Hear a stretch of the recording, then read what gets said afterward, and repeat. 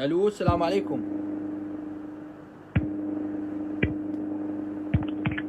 الو السلام عليكم، تفضل. الو. الو تفضل حبيبي، اسمعك، حياكم الله. العفو. جزاك ما عليك، احنا جرحى وزاره الداخليه. زين، صحة وعافية. تسمعني؟ اسمعك. احنا عندنا موضوع اطفاء السلف والقروض لذوي الشهداء وجرحى وزاره الداخليه. زين. احنا طبعا هذا الموضوع انقر بقانون موازنه 2018. زين. زين.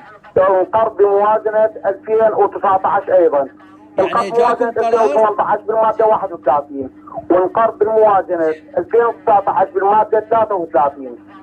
وايضا ذكر هذا الموضوع الفاصله في القروض بمقررات لجنه الشهداء والجرحى مكتب رئيس الوزراء بالكتاب 2712 لسنه 2018. وايضا بالماده 6.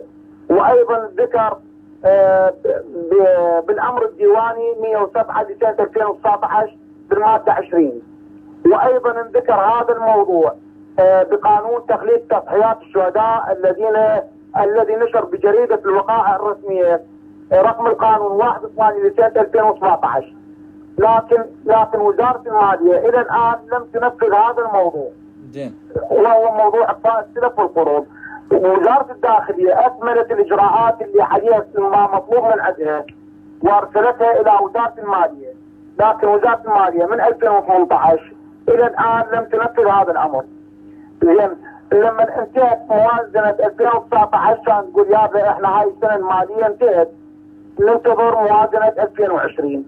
زين، اذا هي موازنه 2018 ما نفذت، 2019 ما نفذت، ما من المعقول ايضا راح تنفذ بال 2020 لانه تتحجج بقانون مجلس سياده الثوره المنحل.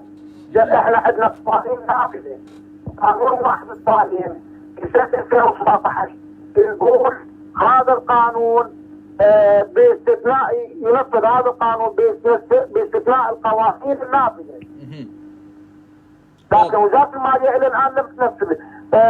تحدث بانه ساعه ترسل كتاب الى شورى الدوله، ساعه تقول ترسل كتاب الى مجلس النواب، لجنه الشهداء والجرحى تقول لهم انا انتظر موازنه 2020. وعلى هذا الحكي مالتهم لحد الان ما تنفذ موضوع اعطاء السلف. واضح. ان شاء الله نبقى مراقبين الى هذه الامور ونوافيكم بالاعداد. شكرا جزيلا، حياكم الله حبيبنا. شكرا جزيلا.